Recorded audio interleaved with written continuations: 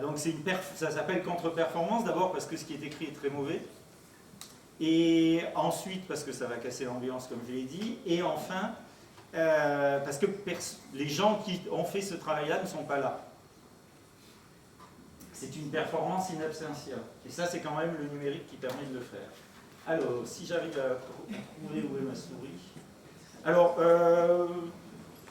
pour présenter les choses, donc ça c'est un travail que j'ai conduit en atelier avec les étudiants de première année de la licence de création littéraire et cinématographique.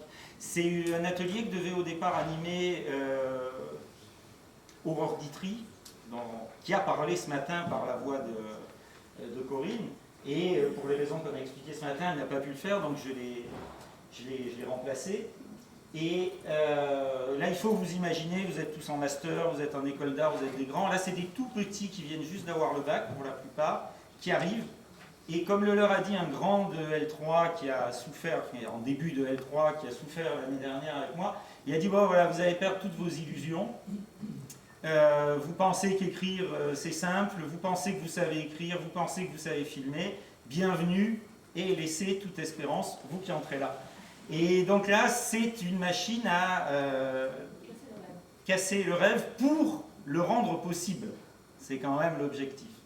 Et parce que, pour quand même vous situer les choses, vous ne vous en souvenez plus, parce que ça fait pas longtemps, nous on s'en souvient parce que ça fait très longtemps, ce sont des étudiants qui arrivent et qui pensent que écrire, c'est la même chose que lire, mais avec un stylo à la main. C'est-à-dire que le rythme de lecture est pour eux le modèle du rythme d'écriture. Ils pensent qu'un écrivain ne fait qu'écrire. Ils pensent qu'un écrivain passe son temps à écrire. Ils n'imaginent pas qu'un écrivain vit, prend des notes, écrit et surtout réécrit, réécrit encore. En analyse de films, ils pensent qu'Orson Welles fait des films de vacances et que ce qu'il y a dans le cadre, ou Brian De Palma ou d'autres, que les réalisateurs font des films de vacances, et que ce qu'il y a dans le cadre est là par hasard, et donc il n'y a pas d'analyse à produire sur tout ça. Donc, ils arrivent avec plus ou moins cette représentation, mais surtout plus, cette représentation-là de la création et de l'écriture. Et donc, on essaye de travailler avec eux, aussi bien en cinéma qu'en écriture, pour les faire travailler autrement. Et donc là, je m'intéresse beaucoup au numérique d'une part, aux outils numériques, et à l'écriture collective. Et là, j'ai décidé de faire une expérience, de mener une expérience en écriture collective, de façon aussi à casser la représentation de l'auteur. C'est-à-dire que on l'a un peu abordé ce matin, cette question-là, un peu touchée, mais la question de l'auteur est pas... on pense qu'elle est résolue, on pense que c'est quelque chose d'extrêmement simple, ce que c'est qu'un auteur, et en réalité, c'est extrêmement compliqué. Et on arrive à un peu mieux comprendre ce que c'est qu'un auteur et comment il travaille quand on travaille à plusieurs. Et là, le but était aussi de les amener à prendre conscience de la nécessité de sortir de ce qui était pour eux leur préoccupation principale, c'est-à-dire l'histoire, qu'est-ce qu'on raconte, et de descendre davantage dans l'écriture. Parce que, vous l'avez peut-être remarqué, mais il est très facile de courir après un texte, et c'est beaucoup plus difficile de descendre dans ce texte. C'est-à-dire de prendre 1000 signes, 1500 signes, et de porter ces 1500 signes à l'intensité de ce qu'on imagine en faisant 150 000. Donc, ça c'est parti d'un atelier autour du polar.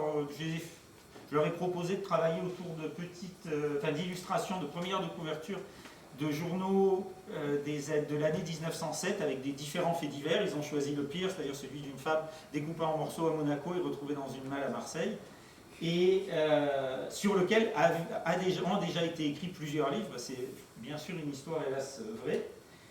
Et donc pour leur montrer la complexité du travail, c'est aussi pour ça que c'est une contre-performance, parce que le but c'est pas de fabriquer de la réussite et du texte fini, c'est de fabriquer de l'échec et du processus pour comprendre comment on peut transformer le processus en réussite. Et ça viendra au second semestre et ça viendra plus tard. Et bon, je ne suis pas mécontent du résultat sur eux. En tout cas, ils découvrent beaucoup de choses, et notamment qu'on écrit.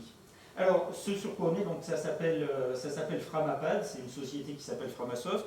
C'est basé sur un logiciel en open source, dont a parlé François tout à l'heure, qui s'appelle Etherpad. Ça, c'est une version française et francisée. Et donc, ça permet d'écrire à plusieurs. Alors, les fonctionnalités, vous avez ici la possibilité de choisir une couleur et d'entrer son nom.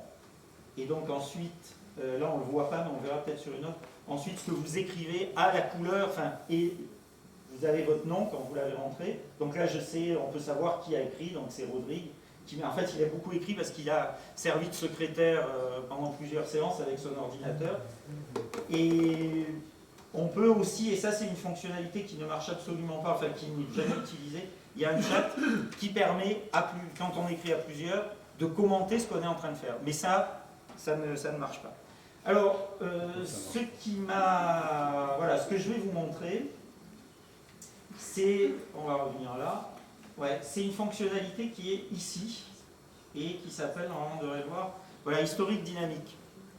C'est-à-dire que, bien sûr, moi, le numérique, ça me frustrerait énormément, parce que je suis généticien, comme j'ai dit hier, donc je m'intéresse aux ratures, donc à tout ce qui est raté, à tout le ratage qui précède le ratage un peu moins mauvais du texte qu'on dit définitif.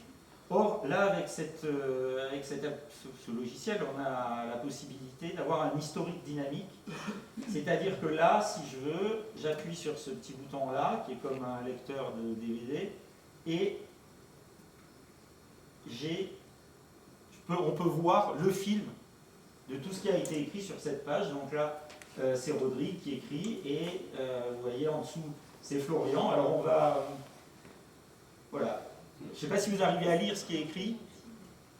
C'est un peu difficile d'où vous êtes. Alors justement, Rodrigue m'a expliqué qu'on pouvait faire un truc pour que ce soit plus grand. Voilà. Là, vous arrivez à voir un peu mieux. Donc pas encore totalement. Là. Bon. Après, il vaut mieux ne pas le voir. Mais voilà. Bon. Donc on est en 1907. Il y a déjà du jazz dans son histoire. Enfin, donc c'est bourré d'anachronismes. Il y a aussi, il y a plusieurs pages. Donc il y a une page par chapitre, en gros, une page pour le scénario et des pages pour les personnages, pour la recherche, donc, et qu'ils remplissent au fur et à mesure. Et donc ils écrivent, hélas, non, ils écrivent et c'est très bien, et ça permet de travailler. Et je vais m'arrêter sur un petit... Et donc après, si tout va bien, voilà, hop, on peut se promener. Voilà, là on est à la fin. On est à la version définitive de... Ouais, je vais le garder sur mon texte, sur mon écran, ça sera plus simple. Voilà. Donc là, c'est une scène de rencontre amoureuse. Ils ont été 3 ou 4 à écrire cette scène de rencontre amoureuse entre deux personnages qui sont des joueurs, qui se sont connus, dont un a essayé de sortir de l'enfer du jeu et l'autre n'a pas réussi. Et voilà, donc on est arrivé à cette version-là, qui n'est pas du tout définitive. Vous voyez, il y a des slash qui marquent différentes étapes, enfin différentes possibilités entre lesquelles on n'a pas encore choisi, donc c'est vraiment un travail en cours de route. Et voilà, on a aussi ce texte-là où vous voyez qu'il y a eu, c'est en jaune, pas mal de petites choses. Donc là, je vais pouvoir vous remonter là-dessus, peut-être avant... oui, non, on a dit qu'on faisait court, donc on va faire court. Donc voilà, si on remonte sur ces deux textes-là, sur lesquels on va passer rapidement, vous voyez que, voilà, on rembobine notre travail d'écriture, un petit peu trop peut-être. Ah, ça c'est un peu bête.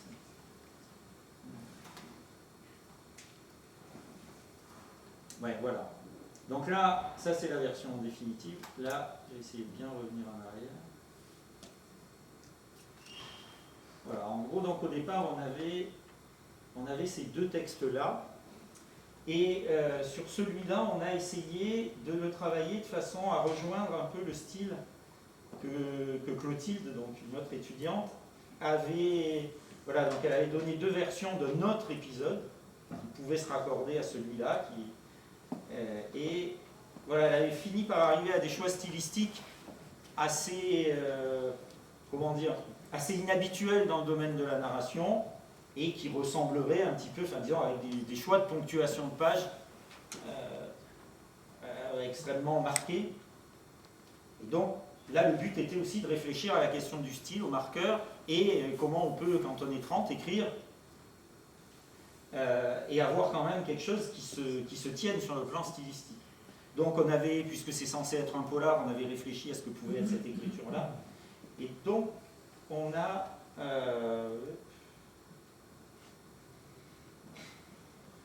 voilà, et là je suis revenu un peu trop loin. Et donc, si vous vous souvenez de ce texte-là, qui est en jaune, là, vous voyez qu'on a plus ou moins rejoint ce type de présentation, mais qui est surtout, si on y regarde bien, un type de style. Et voilà, on peut revenir à ce qu'était ce texte-là au début. Et zut. Ouais, bon, c'est pas voilà, là vous voyez que, voilà, là on est sur ce texte. Vous avez dit que c'était une contre-performance. Voilà, donc, hop, au départ, c'est vraiment pénible. Enfin, au départ, c'était ce petit truc que vous pouvez voir à un moment. Alors, l'autre fois, on a fait une répétition en général avec les étudiants, c'était génial, ça marchait très très bien. Mais c'est toujours comme ça, et puis c'est toujours ce qu'on dit en fait. C'est surtout ce qu'on dit. Mais là, pour moi, c'était vrai. Voilà. Bon, décidément, il ne veut pas rester à cet endroit-là. Ouais. Alors, sinon, ouais, on va peut-être... Alors, sinon, oui, on peut le faire court. C'est le SCAR, ouais. On va recommencer le colloque. Voilà, on va recommencer le colloque. Ouais, il est pas... Alors là, maintenant, il va très vite. Scarabée qui est sorti de la page. Ouais, ça doit être lui. Je vois que lui qu'on pourrait accuser de ça. Bon, peut-être ce qui est possible, c'est que j'ai un problème de connexion. Non, je pense pas. Alors, voilà, sur le texte qui est là, maintenant j'en viens à celui-ci parce que c'est peut-être plus simple.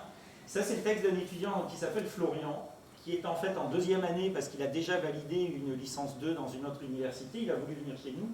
Et quand il nous a envoyé ces textes avec Thierry Millet, qui est mon partenaire pour le cinéma, on était très embêtés parce que les textes montraient vraiment un manque de maturité, mais il y avait une pratique. On voulait l'accueillir, bien sûr, mais donc on lui a dit, bon, tu as déjà une licence 2, on te reprend en licence 2, mais il faut que tu repasses deux trucs, un truc en cinéma, une UE en cinéma, une UE en atelier d'écriture pour travailler ça. Et donc, si vous arrivez à lire, voilà, donc le texte de départ, c'est celui-là. Donc ça, on le regarde ensemble avec les étudiants, un peu le dispositif dont a parlé Colswetzel.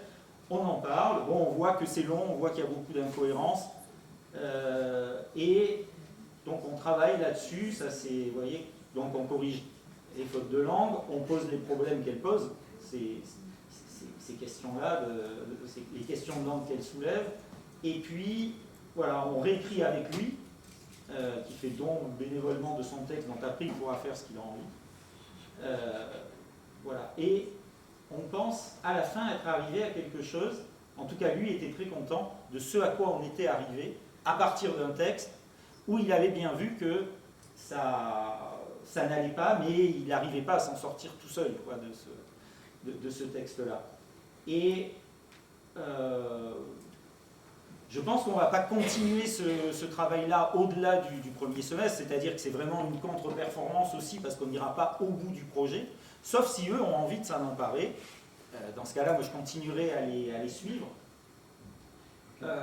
Mais sinon, c'est pas destiné à être achevé. Par contre, le travail d'écriture, lui, n'est pas perdu parce qu'il restera dans leur réflexe d'écriture, dans la découverte aussi que écrire, c'est surtout réécrire, et dans ce qu'ils auront pu apprendre et les expériences qu'ils auront pu faire collectivement et individuellement. Et voilà.